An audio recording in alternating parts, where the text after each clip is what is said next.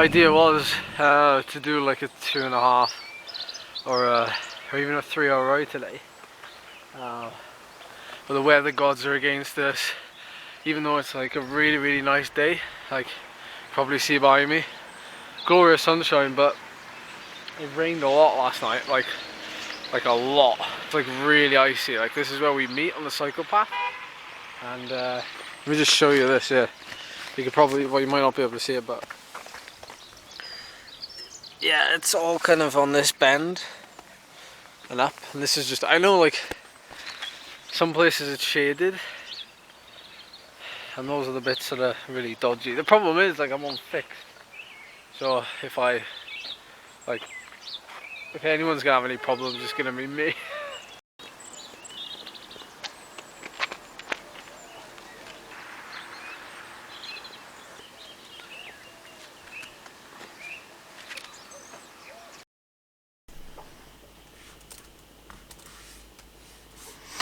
Hey everyone, just doing fake typing there just to make it look kind of quite cool.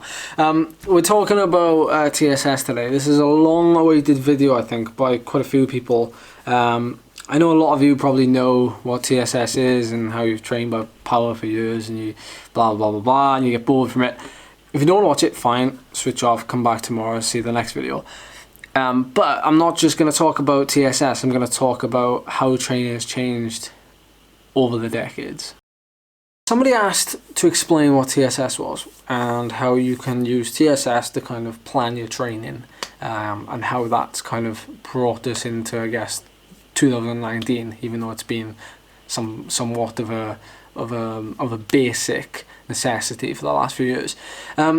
Like way back, like way back before like I started cycling, before Charlie's dad started cycling, which was like 1960 something, like cycling and like training, there wasn't any. It was like you just go out and you ride your bike, and there was like just kind of do the miles, do the mileage and that sort of thing. But obviously since then it's become a lot more intelligent, a lot more scientific. TSS now, like, it's basically a number that takes into account the duration and intensity of a workout. Arrive at like a single kind of estimated stress score that happens on your body, whether it be like physiological, well yeah, it is physiological. It only takes into account physiological. That's like the one downside of using TSS. So like years ago when we had just riding as our training, a lot of people would kind of say to each other like, I'm going to go out and I'm going to do 30 miles Monday, 50 miles Tuesday, 75 miles Wednesday, day off Thursday, 100 miles Friday, etc, etc, etc. So a lot of it would be like mileage based, and they'd say, you know, we'll go out in the hills today and we'll just do 100 miles in the hills. That was it. You've got to appreciate like when this was. But then like as time moved on, it started to move away from like duration in miles, and it started to go to duration in time. And what time allowed it to do was to kind of quantify, like, you know, time is an ever moving thing and it's all relative. So this is going very deep now, but the the time is like, that is what happens in your ride. There's nothing else that happens. If it's very hilly, you'll do less miles in the same time. If it's very flat, you do more miles in the same time. So obviously when they started to realize this, they realized that it was a slightly more intelligent way of training, because instead of doing, say, your weekly schedule as we're going to do 500 miles this week, instead it said we're going to do 25 hours this week, which seemed a lot easier. Now moving on from that, I don't really know when the switch started to happen, but we've all heard of like Joe Friel, we've all heard of Hunter Allen. These guys are kind of at like the forefront of you know, training peaks and the development of like the training stress score. So for cyclists and for training, like training peaks got developed off the back of a scientific change that happened when these guys started to do a lot of science and do a lot of writing on the situation. And nowadays, like, we basically just, I mean, when I first heard about it, it was actually Richard Handley, who, when I first started riding for Laverack on the GLT, Rich was kind of like one of these riders you'd look up to, and he still is to a certain extent, because he's one of the more experienced riders in the peloton in the UK, now riding for Madison Genesis. And Rich used to say that, like, oh, I'm not going out and doing 5 hours today, I'm going out and I'm doing 200 TSS. And I was like, okay, what exactly does that mean? But at the time I was using power, it's just I didn't quite know what he meant by it. But the more you delve into it, the further you dig, it's like you can now realize, and like with the development of things like Zwift and Zwift Racing, you can manufacture workouts very, very easily. In fact, a lot easier using TSS than you can using hours or using distance.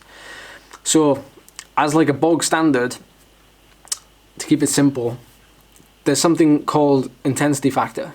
So intensity factor kind of ranks the intensity of your ride.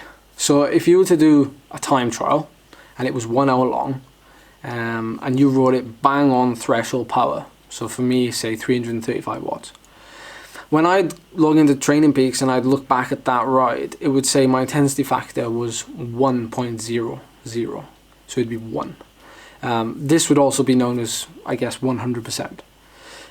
So if you were to ride at sweet spot, which is technically known as like 87 to 92% of FTP, of threshold, what you would see on that intensity factor, if I rode that same 1 hour effort but at sweet spot, the intensity factor would say 0.87 or 0.93, somewhere between the two. So again, that would mean 87% or 93%. That's a simple way to look at it. A lot of endurance rides and just general riding would tend to be something around like the 0.65 to 0.75 mark. Just as like a general, like, blow your brains information stat for you. Every single ride I did last year, like if you clump them all together and try and get an average out of it, I did an average of, I think it was 660 TSS a week, at an average of 0.62 intensity factor, so about 62%, which is kind of like on the cusp of like recovery and endurance. Now obviously, like, there's a give and take, so like some of my rides would have been like below that, and obviously a lot of them would have been above that. For example, like my hard intensity sessions would be like 0.8, and then even races could only be 0.77, for example, because it's only that last part of the race that's actually quite hard. So that's how Training Peaks and TSS and intensity factor allow us to have a great kind of understanding of how hard a race is. So if you're out in a breakaway from the gun in a race in the Tour de France and you're out for 6 hours in the break, you can have an intensity factor of like 0.9 for like 6 hours, and you know that's hard on your body. Or you could have been sat in a bunch all day and then you do that last kind of 20-minute effort up, well, let's call it a 35-minute effort up Alpe d'Huez, then your actual intensity factor for the whole race is only like 0.77, but the last part is like 1.2 or 1.1, so you're 110% over threshold for that last 30 minutes. We're getting a bit deep now, and I don't want to get too deep on it because time ticks away and these videos get really, really long, but I hope like it gives you some kind of understanding and something to chew on when you go into a coffee stop next and you're talking to somebody about it, or if you've decided to buy a power meter in 2019, this is something you can try to get your head around. In terms of like multiple days, they say that anything under 150 TSS, so a ride you did yesterday, 150 TSS, you should have recovered within 24 hours, roughly.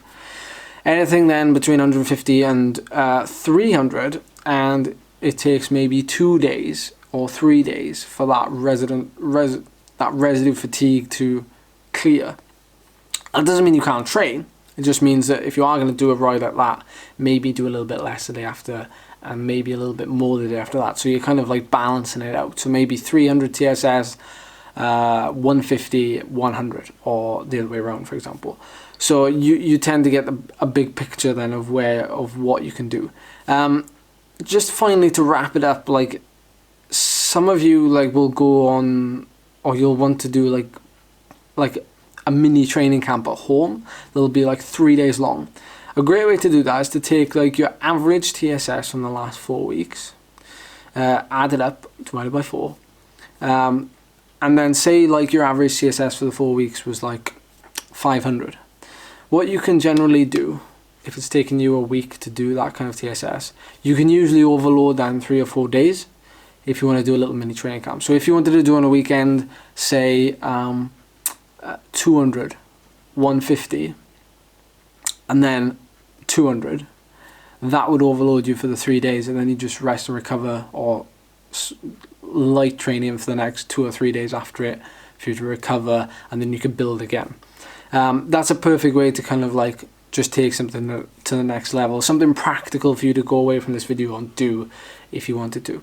So I'm gonna wrap it up there. I appreciate I've taken a lot of your time, and I hope you've taken something from this. If you have, hit that thumbs up and let me know down below, and I'll appreciate your comments.